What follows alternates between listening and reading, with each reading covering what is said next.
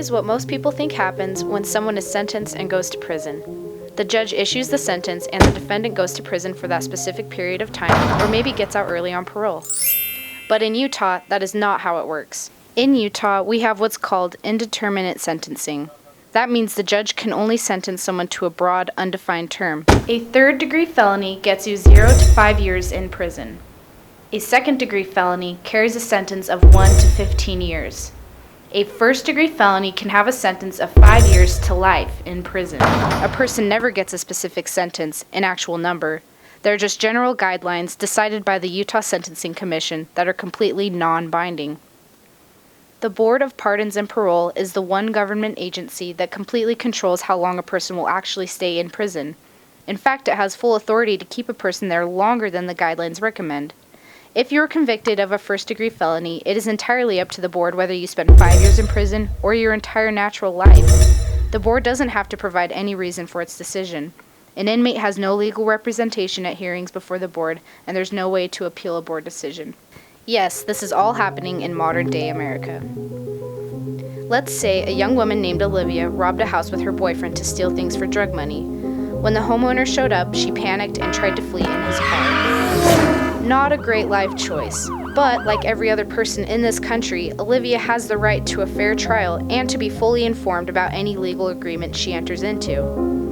Olivia faces a host of charges: aggravated robbery, car theft, and possession of drugs. And she's been in trouble before. So she takes a plea deal for aggravated robbery. The judge gives her 1 to life sentence. She is told by her lawyer and the prosecutor that she'll spend about 5.5 years in prison. But sentencing recommendations and plea deals are non-binding. Only the actual sentence, 0 to 5, 1 to 10, 5 to life, really matters, regardless of what the defendant understands. Olivia is notified during her first 6 months in prison that her original parole hearing is scheduled for 48 months away, a full 4 years into her term.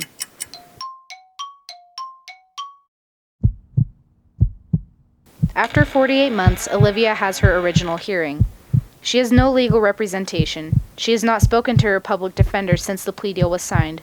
Olivia speaks only to the hearing officer who directs the hearing. Afterward, the hearing officer will send a recommendation to the board as to whether Olivia should be granted parole. Once 3 of the 5 board members agree with the recommendation, they've reached a majority and it becomes an official decision. The board members rarely discuss a case as a group. They pass the case file with the recommendation from one desk to the next until 3 people agree on a decision. That means they can reach a decision before all board members have the chance to weigh in.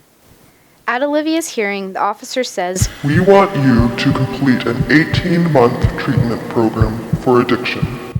Olivia had been trying to get into the program, but it had been too crowded. Starting it now means her next hearing will take place after she has been in prison for 66 months, the full amount of time she thought she'd agreed to when she took her plea deal.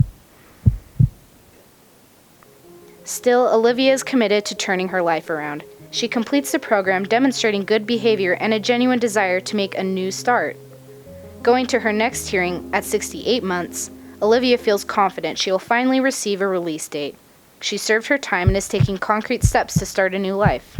However, this time the hearing officer, a different one than before, says he doesn't think Olivia has really taken enough responsibility for her crime. "You've always just blamed your boyfriend," he says.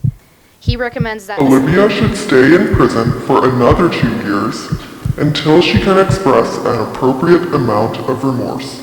Remember, the board can use any reason to deny parole, and there is no way to appeal the decision. Because the board does not maintain helpful, accessible records, there's a lot we don't know about their decision-making process. We don't know how often the board members disagree, or if they ever disagree, with the hearing officer's recommendation. That means we don't know how much power that one person wields in this process. We don't know how often the board reaches a 3-0 decision without all board members seeing a case file. Back to Olivia, who just found out the board has not given her a release date. She's told, "We'll see you again in 2 years." Olivia gets angry and her behavior starts to slip up. She gets a write-up for passing notes for other inmates. Her privileges are reduced. She gets angrier and more frustrated and is written up for being insubordinate to a guard. Unless an inmate can afford a private attorney, there is no legal assistance throughout this process. Even a private attorney cannot represent an inmate at a parole hearing. When Olivia goes to her next parole hearing, the hearing officer, another new one, reads the notes about her conduct in her file. Again, she has no one to advocate on her behalf. The hearing officer recommends Olivia should go through anger management treatment before her release. And the board agrees. Olivia has now been in prison for 8 years and doesn't know how or when she will get out. Remember, when Olivia agreed to her plea deal, she thought she was agreeing to spend 5.5 years in prison. She thought she might get paroled, which meant to her getting out earlier than 5.5 years. She didn't realize she could stay in prison for more time than that. The board's philosophy is that Parole means getting out before the maximum term of any sentence. Anything less than the maximum is a favor. it has been established through nationwide research that members of particular racial groups and individuals who have committed certain kinds of crimes are more likely to be kept in prison longer. However, the board does not collect or track such data, meaning there is no way to examine potential patterns of bias in Utah. In fact, there is no real oversight of the Board of Pardons and Parole at all. The board does not regularly report to any other government entity other than asking for legislative approval of its budget. Utah, a state that professes to value good governance, is tolerating an executive governmental agency with essentially no accountability or oversight. The Board of Pardons and Parole answers to no one, despite being part of a system that emphasizes checks and balances of power. We need to implement reforms that provide more predictability and certainty for victims, inmates, and loved ones. It is long past time to demand accountability and transparency from the Utah Board of Pardons and Parole.